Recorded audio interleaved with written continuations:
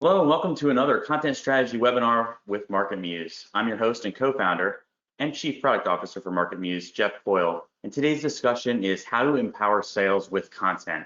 And we're going to get into the details about sales enablement, sales content, making data-driven decisions that level up your sales team's game, and really anyone that touches a client, touches a prospect, or any member of their team too. Quick housekeeping notes. On the right side, in most of your installs for GoToWebinar, you're going to see a box. You can type in questions, ask us anything, reasonably anything about sales enablement, content, social events, virtual training, anything under the sun about content and SEO. We're going to get to it in line if it's directly relevant to our conversation at the end of this webinar in the Q&A, or join us in the Content Strategy Collective Slack community. We're going to be doing a 1-hour AMA afterwards. Just get everything out there that you might want to ask. Maybe you want to ask something really specific. It'd be a better choice to do that in the community. All right. Also, this webinar recording will be in your mailbox in the next couple days. While you're at it, go listen to some of our other content strategy webinars. We have other sales visionaries like Bob Apollo. We've got all around amazing people like Kevin Indig, Andy Crestadina, Pamela Batista with Python Magic for technical SEO. So go download a couple of those. Send me an email at jeff@marketmuse.com that you downloaded a few webinars, and I'll set up a content strategy session with me and some members of my team. All right, that's the housekeeping. Today I'm joined by two thought leaders in their space in sales and marketing, and I'll boldly say trailblazers in virtual for their respective audience and their respective solutions. Bernie Borges is the Chief Customer Officer for Vengreso. It's the industry leader in virtual sales training and really enables sales orgs to prove the value of their teams, improve the value, and level up their social selling game quickly. Bernie, thanks for joining us. And Corey McCarthy, thank you. And Corey McCarthy, the CMO from Socio. It's really a comprehensive solution for event experiences, whether live, hybrid, or virtual. And she's driving attendee engagement, sponsorship activation, or sponsor activation and results really more effectively than most other offerings. Welcome, Corey and Bernie. Thank you so much. Thanks for having us. All right. So I'll start with Bernie. Before we jump into the main discussion, what's an impactful thing that you've learned from your podcast guests recently? Feel free to plug your podcast and tell the audience anything else you'd like to know about yourself and Vengreso.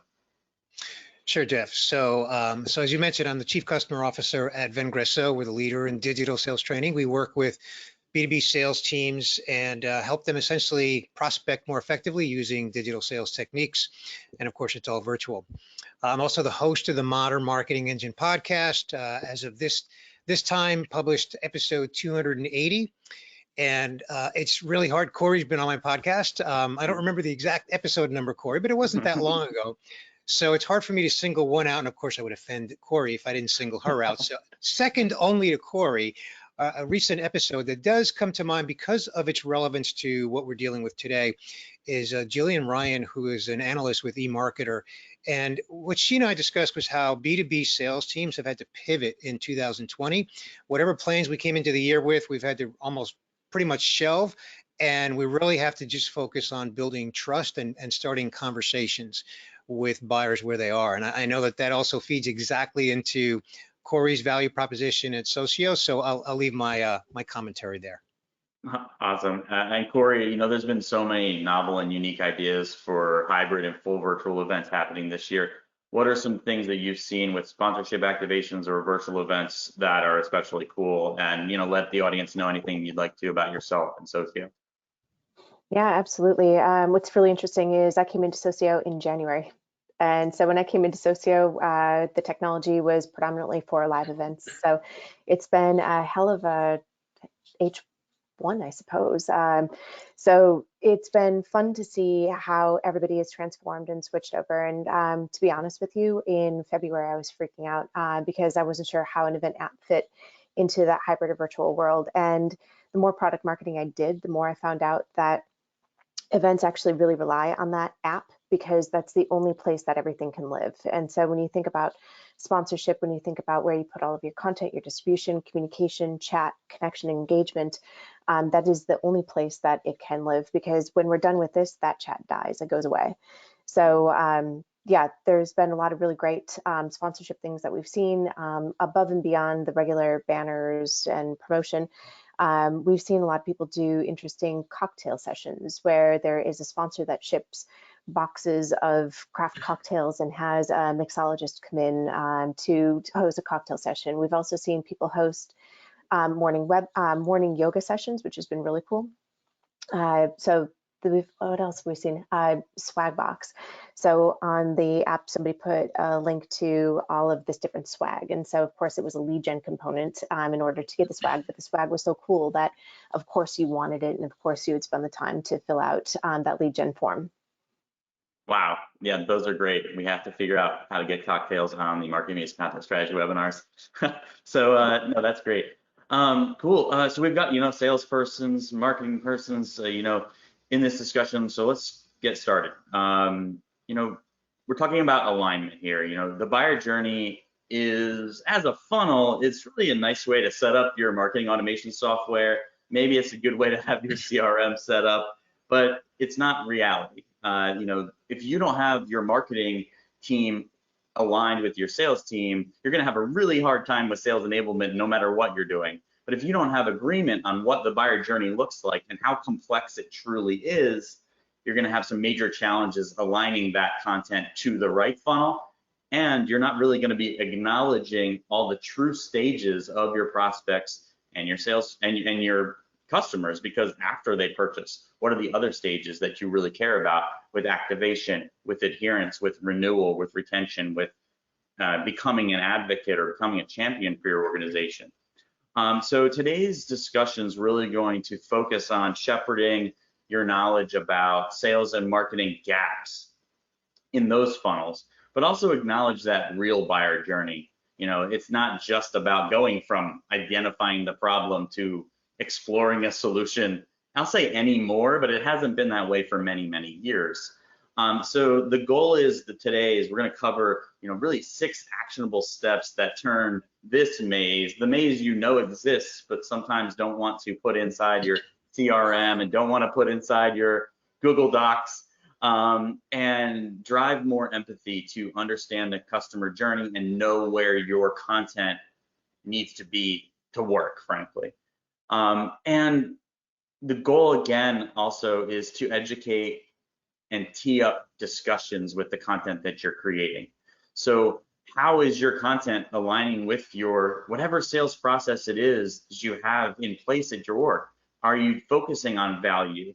Are you focusing on solution selling? Are you focusing on some other process that you've got in place? Well, does your content align with that value process? Does your content align with that sales process? Or is it the marketing funnel? Is it, that you're focusing on particular levels of QLs and a particular funnel, and you're not even communicating and getting that feedback loop with sales? And, part of that is really putting the prospect in the right place in the story that you're telling at the right time, and knowing that content isn't only one format. And really nothing puts the prospect there more than, rich media and also video. But a lot of times it's a little bit painful to get adoption. And if there are marketers on this discussion, they may not even know what we mean by sales video. So, Bernie, being the expert on this, how do you drive adoption and how do you think about video differently for teams that maybe haven't introduced this for sales? Yeah, so the first thing, Jeff, is that we are talking about video sales messaging, and specifically at Vengreso, we like to talk about it as personalized sales video, meaning if you're my prospect, Jeff, I'm going to send a video to you. So I'm going to create that video, and I'm going to create it with something that every salesperson has, and that's this thing right here, a mobile phone. Now, right. Good news, bad news. The good news is every salesperson has one. The bad news is every salesperson has one, meaning just because you can just point and shoot doesn't mean you should. So first and foremost, salespeople need to learn how to use sales video, but let's start with the why. Why should they even do it? First of all, executives watch more video, are willing to watch video more than they are willing to read something, especially now in the age of everyone being virtual. Also, there is neuroscience that proves that video is more effective. There's these little things called these micro neurons, and you can read about it. We have a blog post on it that gets into a little bit of the detail, not too much, too scientific, that basically says if you're a newscaster I watch all the time, or you're a celebrity that I watch all the time, and I see that, I feel like I have a connection to them.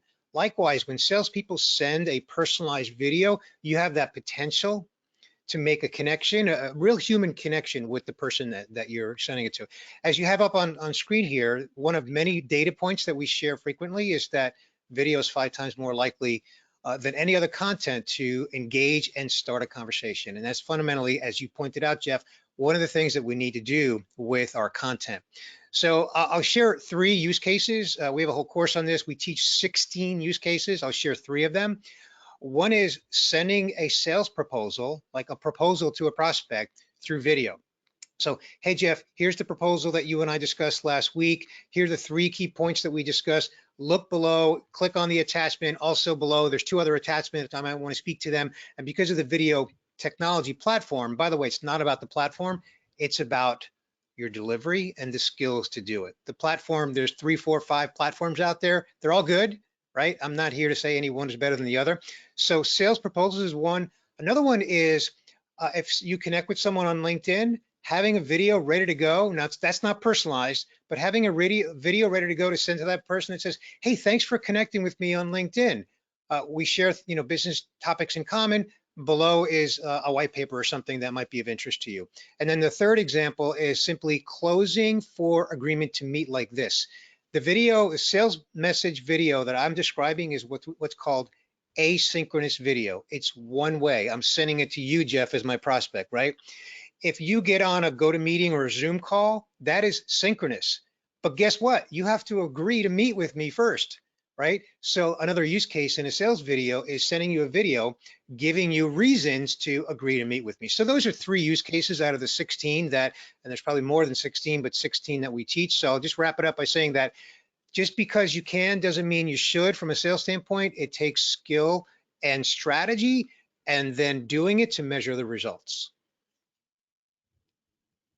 Yeah, I think that that's really insightful, and making that human connection is part of that empathetic content strategy that we're always talking about. It's, if you deliver the same information that's on a page of content that you have on your site via video, it can be much more impactful. You can double those, triple those conversion rates, 5x, and maybe get something quote unquote read because you spoke to the person via video. Yeah, it's just and a for big the sales leaders that are on this call, when you deliver a sales proposal, depending on the tool you're using, you're going to have analytics in there. So if I send you a proposal, I'm going to know if you clicked and opened it, if you forwarded it to somebody and shared it with somebody. And we've had examples where it's been shared and opened by 10 people in the buying committee. All that is trackable. So from a sales leadership standpoint and from a sales rep standpoint, that's gold.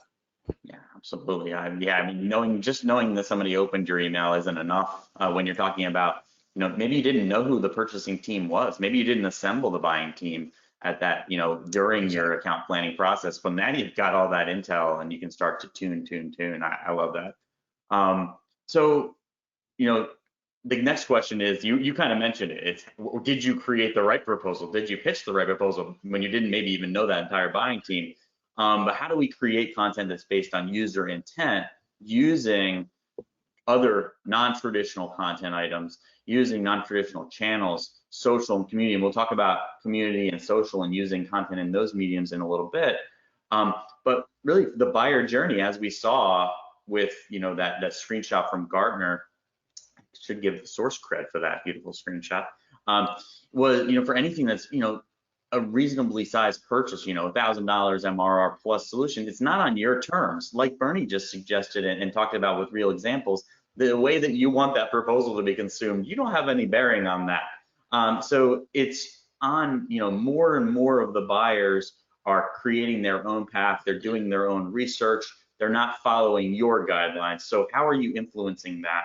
And do you have informational content? Are you answering questions? Are you delivering the content that a true expert would have developed that then they're going to trust in your sales message? Do you have the same question answered for various stages of the buy cycle? Do you have the same question answered for various stages of maturity and of intelligence and knowledge on the topic that you're focusing on exhibiting your expertise? Those are the key things to align for sales. You know, they need to have that playbook so they know this person is at this stage of maturity, this stage of the buy cycle, this stage of likely expertise. This is the article, this is the content item I need to deliver. Now give me the other mechanisms for delivering it. That's the key to winning here. But it's also actually the key to winning in organic search, which isn't exactly the topic for today, but the more coverage you have of that buy cycle, the more you're also representing to the search engines that you actually are the experts on that topic. And you know, when we're thinking about understanding, and when I talked about kind of putting the tool set there for the sales reps, you know, we all want to avoid creating content that isn't used. You know, that's the biggest pain for marketing teams, and enables the reps in the most important way. So Corey, you know, what is your feedback loop? You know, being a CMO, what's your feedback loop with sales look like? What are steps that you've taken to really drive adoption of all the amazing things that you're building for them? Yeah, absolutely. And it's all about communication. I am lucky that I've got a pretty deep background in sales. And so one of the things that I do is I teach my marketers how to think like sales guys or salespeople, sorry.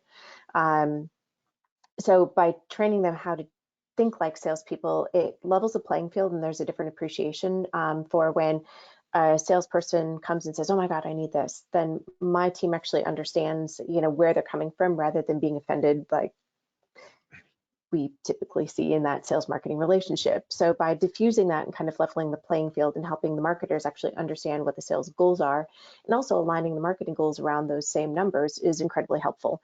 We meet with sales at least 2 to 3 times a week. And so we check in on the numbers, we check in on the content, we check in on what they're hearing, which competitors they're seeing on the SDR and MMR side, what messages are resonating so that we can align and we can kind of fold that in.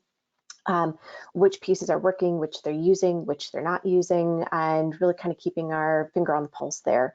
I also rally my team around the numbers. And so I've really trained them that we look full funnel. And so we did a hackathon a couple of months ago, and I explained to the young marketer that I'm grooming into field marketing role that, you know, she had this really big celebratory moment after the hackathon was done. I said, "Oh, we're only halfway done.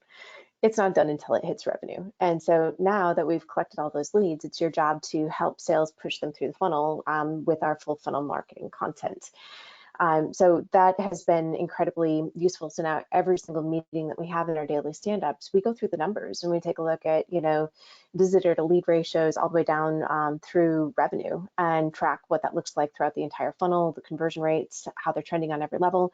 And so that everybody has an understanding of how their portion or their contribution to marketing actually has an impact on those numbers. The other thing that I do is a bi-weekly, what we call marketing meeting with margaritas. And we, as a marketing team, have several different channels of, you know, to communicate what we're doing. We have our Slack channel where we put freshly squeezed content going along with the margarita theme. And then we have a meeting like this where I have each member of my team get up and talk about what they're doing, what the sales team can expect, the timeline, the roadmap, so that there's really clear and concise communication and a feedback loop. And we double check with the sales team, hey, what do you guys think of this? Do you like it? What do you see that's been working? So that we have a really great relationship that isn't contentious, and we all understand that we're on one team. The sales team feels it. The sales team is absolutely thrilled with the content that we've been producing because it's spot on, because we've been listening and we've been understanding what needs to happen. The other thing I do, I grew up running magazines, and so when I approach content, it is from a thought leadership perspective, and so I don't allow anybody to ever sell in any of our content. So you could take any piece that we published and you can submit it to any industry magazine for reprint without them having to change it. So by running my team more like a magazine, what I'm able to do is I'm able to cross-hatch my ICPs with the funnel content needed so that I have a full library that's also available then to the salespeople. So it's tagged, they can go and pick up the piece that they need for the ICP that they're working with, depending on where they're at in the stage of the funnel.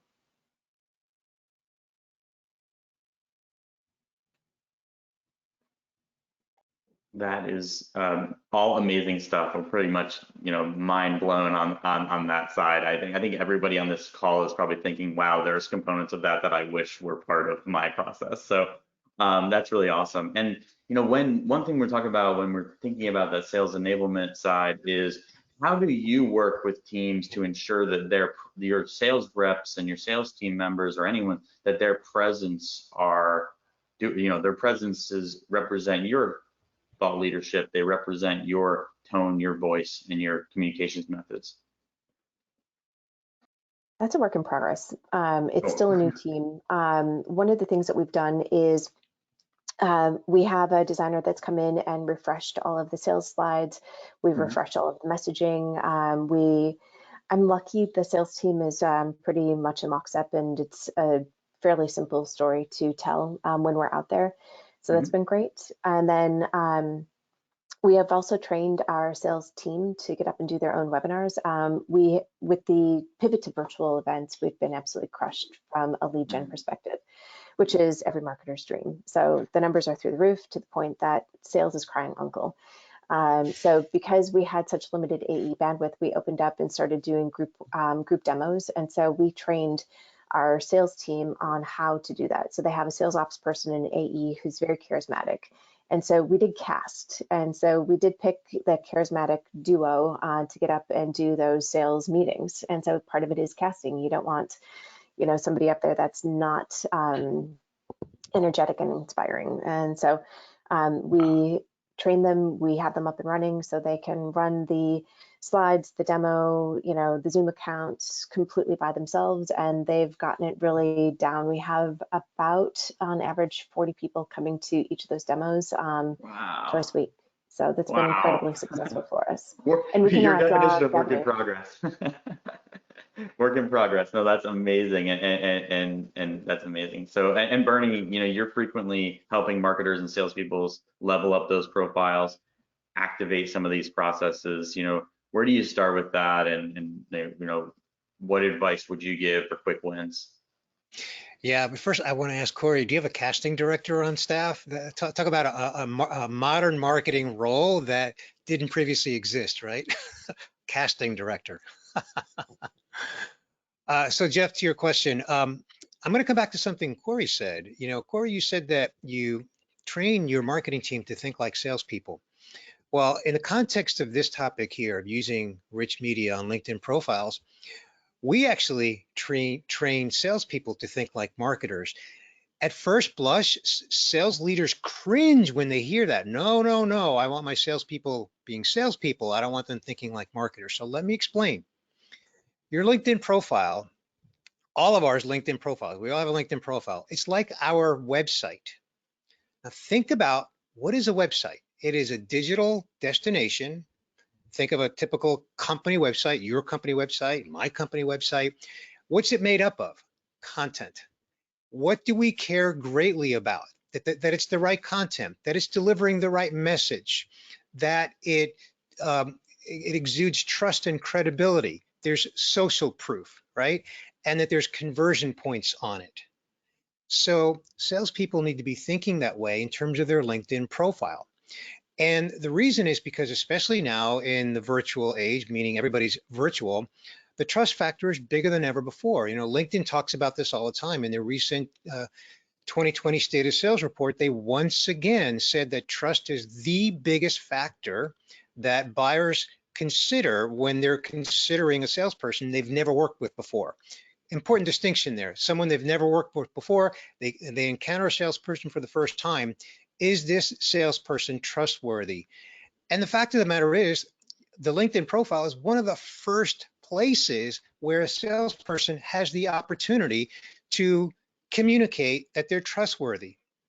So what I want to do is I want to challenge anybody that's on this call, whether you're a marketer or you're a sales leader, or no matter your role, to be thinking in terms of the content that goes on a LinkedIn profile is very, very important.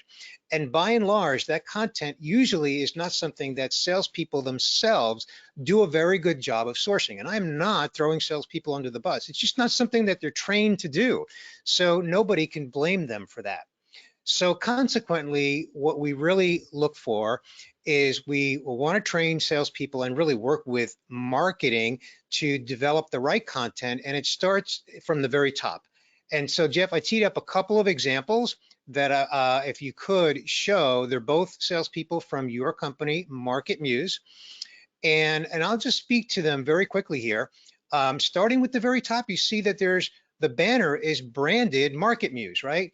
In so many cases on a LinkedIn profile, the banner is empty. And so what LinkedIn just puts there is a blue sky with stars, and that's empty. And by the way, that is a free billboard. It doesn't cost, you don't have to have a premium account. It's a free billboard, but marketing should be supplying that billboard content, the banner content for the salesperson. Then you look at Adam's headline. Notice that his headline is not the title of his job. He's explaining what he does and a little bit about how he does it. And then of course, his website, his company name. And then if you scroll down a little bit more, I want to point out some other aspects of his profile that are very well done. Right there, the About section. Click on the About section, Jeff, and open that up. Again, most salespeople, if they write an About section, by the way, you can leave that empty and LinkedIn's still going to let you have your profile out there, and it can be empty. It just won't display anything at all. But you get 2,000 characters here to tell a story. Now, do you want to rely on salespeople to write that story effectively about your brand? No. It's just not something that salespeople were trained to do. Again, I'm not criticizing salespeople. It's just 99% we're just not trained to do that. So this is a marketing function. So marketing, writing about 98% of this, and then giving salespeople that 2% opportunity to do some personalization, right? And then notice at the bottom, there's contact information. Oh my goodness, this is a salesperson. If I'm interested in talking to them, make it easy by providing contact information. And then scroll all the way down to his experience section, because I want to show something else that he's doing very well. Right there, right there. He's got 2 case studies there. Don't leave it up to the salesperson to put content on their LinkedIn profile. Hand deliver that content to salespeople. Again, we're talking about content that can allow salespeople to start conversations. In this context of the LinkedIn profile, if a brand new prospect visits Adam's LinkedIn profile, remember that's like his website, there's credibility from the very top, from the branding, through his headline, through his About section, all the way down through the experience section. And even the experience section is well written, it's articulate, and it's also detailed. And then there's case studies here. And there's one other example, if you could click on the other one, Jeff, and I'm just going to point out one other distinction on this one here. I'm not going to repeat points I've already made. If you can scroll down on Marcos's profile, scroll down a little bit. Right there, the featured. The featured area is where you can, again, display content. Again, don't leave it up to salespeople to source that content, deliver that content to salespeople, make it available to them. We do this at Vengreso through playbooks, so it all gets delivered to them in a playbook, right? And Jeff, full disclosure, your team went through that with the Vengreso, through the Vengreso program.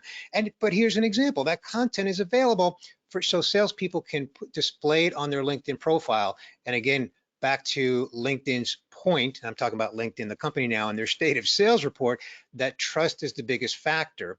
And if you look at your LinkedIn profile, consider your LinkedIn profile. We're good with the profiles here, Jeff. If the salespeople think of their LinkedIn profile as their website and think like marketers, meaning that the content on their LinkedIn profile needs to communicate who are we, what do we do, what problem do we solve, who do we solve those problems for, communicate that clearly with credible content, to Corey's point, thought leadership content, and then make it really easy to be contacted. All those things contribute greatly from a content standpoint to salespeople's ability to start more sales conversations.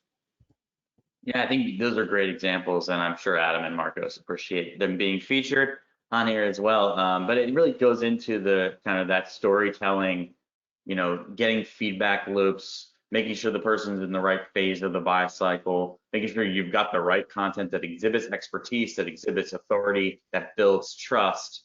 And I think the next phase when you get there is to say, okay, well, tone and quality and authority and analytics and what's working, what's not. If you think about Corey's sessions with her team, it's giving feedback on what's working, it's getting feedback about what's needed. And one interesting thing that's out there now is the ability to measure from any way that you wish to measure. You mentioned on the proposal side, it's understanding who's reading what sections, who's forwarded, who's shared, but it's also the ability to assess content for what it is, to say whether this content is written from the lens of an expert. Is this comprehensive? Is this connected to the right stage of the buy cycle?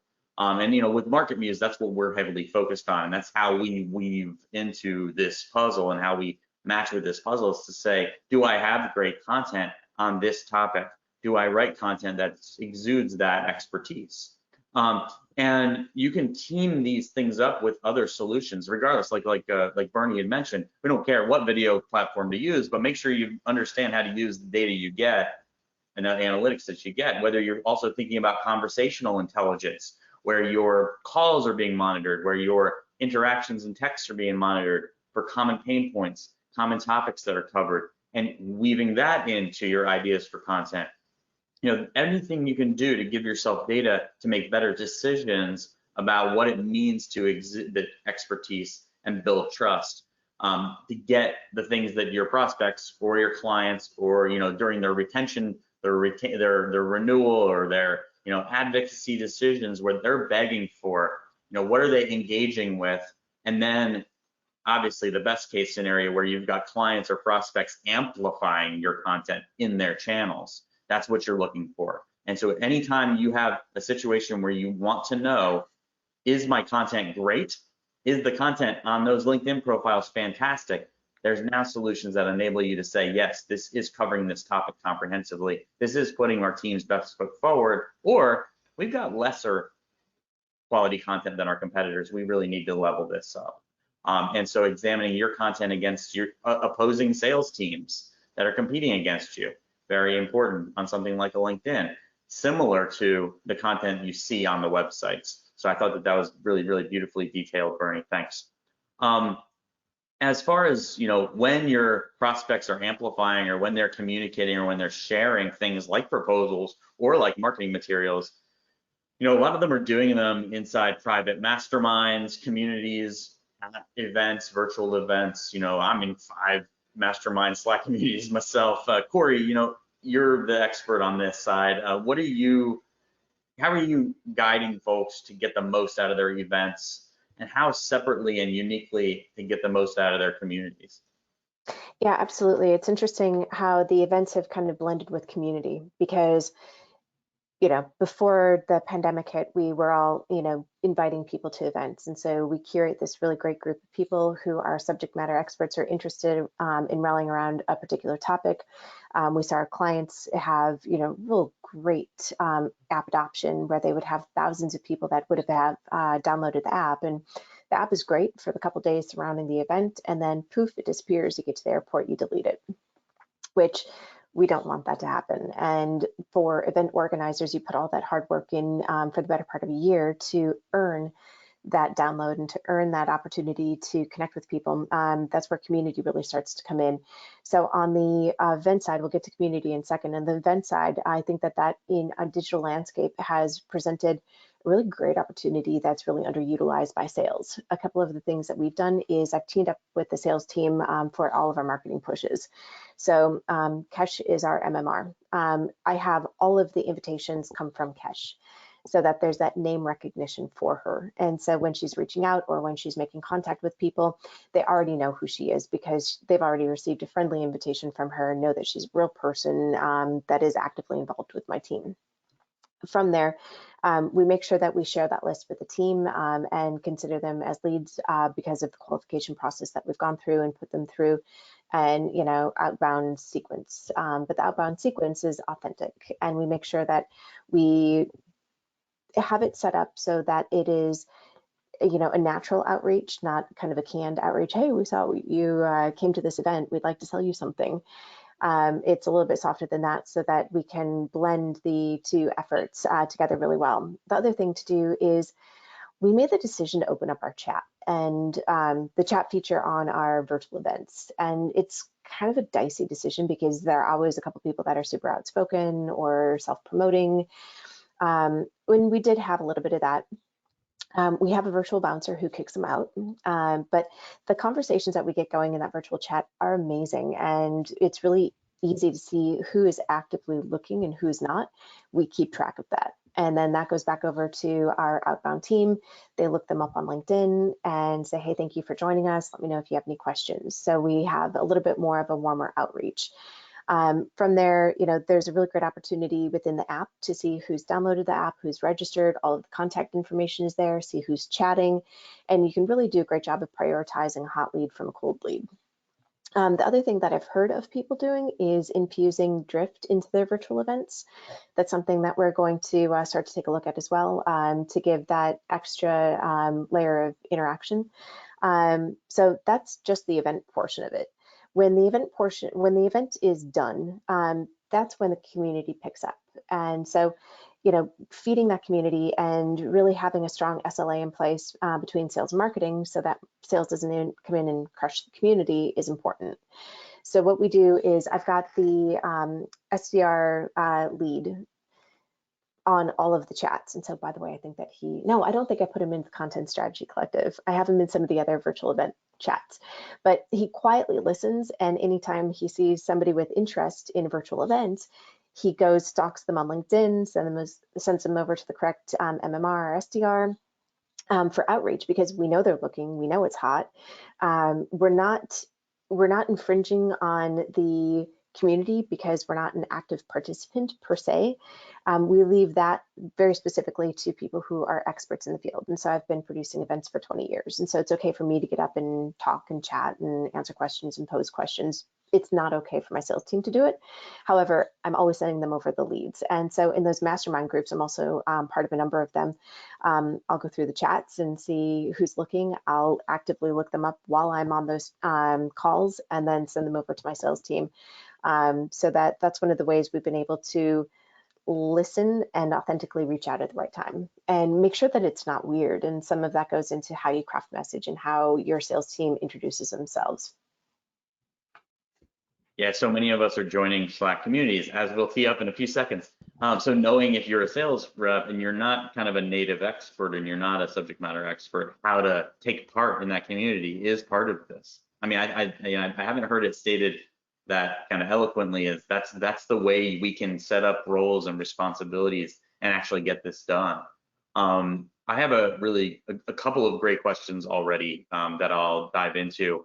And just a reminder, at the top of the hour, we're going to be on the Content Strategy Collective Slack channel answering any questions you have or anything really specific. But we do have 4 questions which we'll review.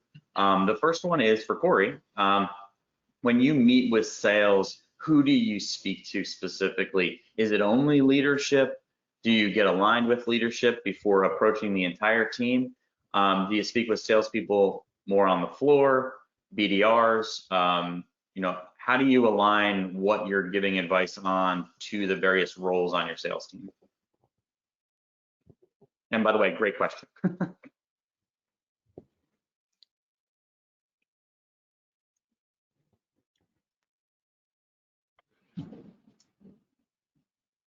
Corey, can you hear us? Looks like we lost her audio. Okay, maybe she'll be back. When she comes back, I will re-ask that question and hopefully. Oh, she's back. Okay. Corey, we lost your audio for about 30 seconds. So if you want to just jump back into this question, that'd be great. Absolutely. So I meet with a number of different people on the sales team, and I have my team also along with me in those meetings. I do a one-on-one with the CRO.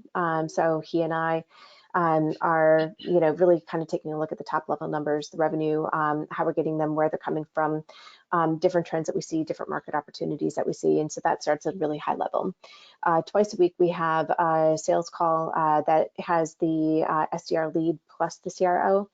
For the first half of the call, we include all of the MMRs. And so they tell us, how the lead volume is, how the lead quality is, what they've been seeing, what they've been hearing, the different trends.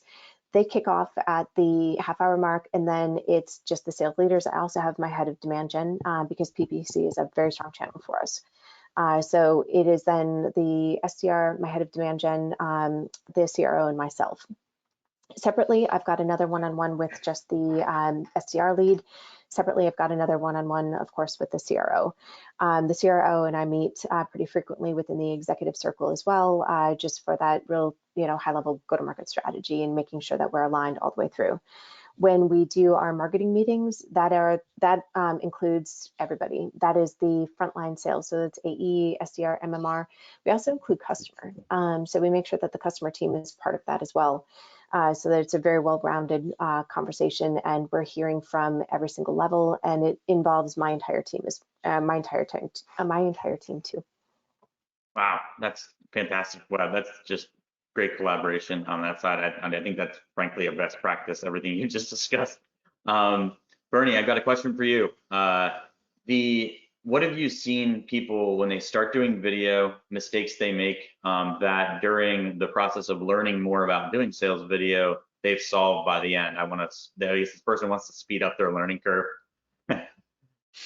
Okay, first, a quick comment on what Corey just explained. Very extensive and impressive approach.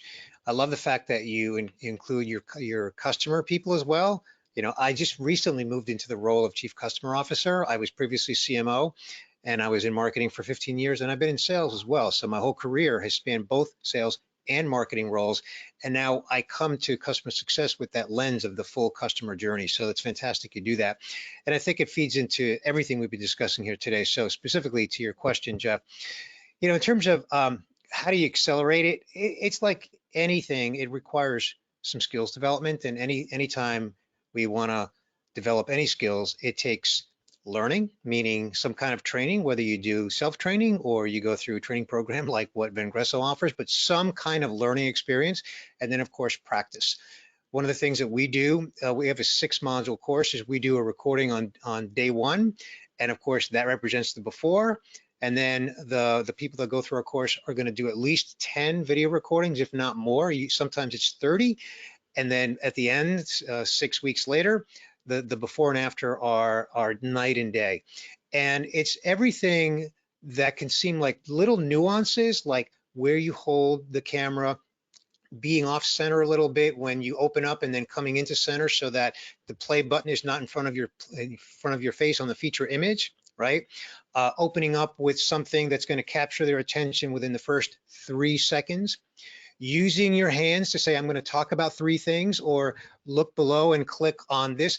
Over here, you're going to find a case study. Over here, you're going to find the press release on this new product. And over here, you're going to find the proposal that I'm sending to you, that kind of thing. So all that kind of communication takes learning and development and experience and a little bit of trial and error, and then feedback along the way.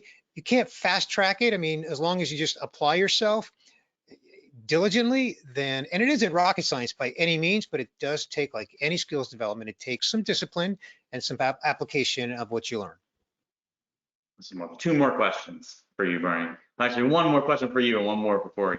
But the question I have for Corey was, you had mentioned you had a huge spike of leads this year, and you've adapted to do group webinars. What other tactics have you taken to deal with that large swath of leads? A couple things that we've done are we've gotten tighter on our qualification. So the reason why we have the webinar is we qualify so tightly now that our MMRs are taking a look at the very high quality leads and automatically booking them with, our MMRs are booking the high quality leads with the AEs. We still have some of the auto booking open for the incredibly high quality people. So if IBM comes in and they've got an event that's happening in a month with 5,000 people, they get to go directly to an AE.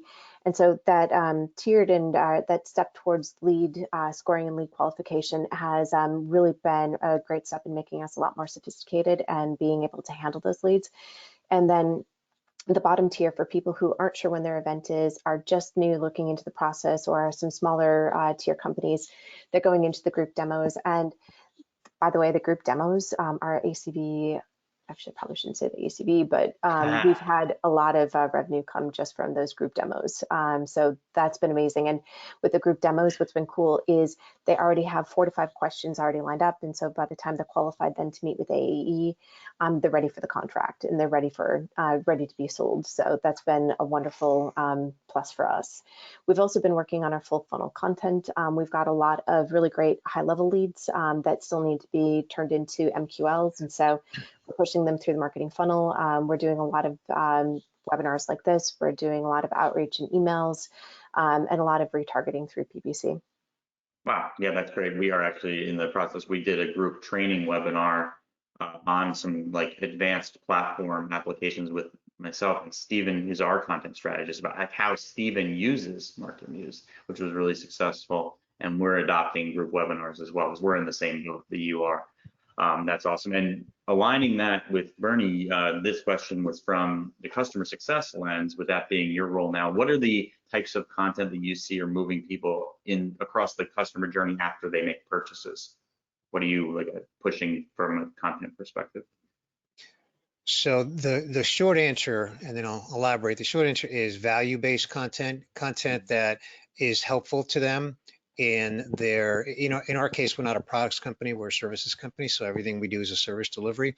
So supplying content that gives them greater insight into how their salespeople can be effective prospecting using the digital selling strategies that we're teaching them, or using elements of the LinkedIn profile like we looked at before. And then of course, delivering them through personalized video so that they're getting the communication and the delivery of that content through personalized video, which, so, eating our own dog food, so to speak. As was said earlier, that is a work in progress. So, and coming to this role of Chief Customer Officer just recently, that is, something very much that is, one of my top priorities and very much a work in progress, but excited about it because we know that it's an effective way to communicate. So it's not just sales messaging, but just any messaging that you want to deliver, one-to-one, and you can do it one-to-many. You can create a video and still push that out to people.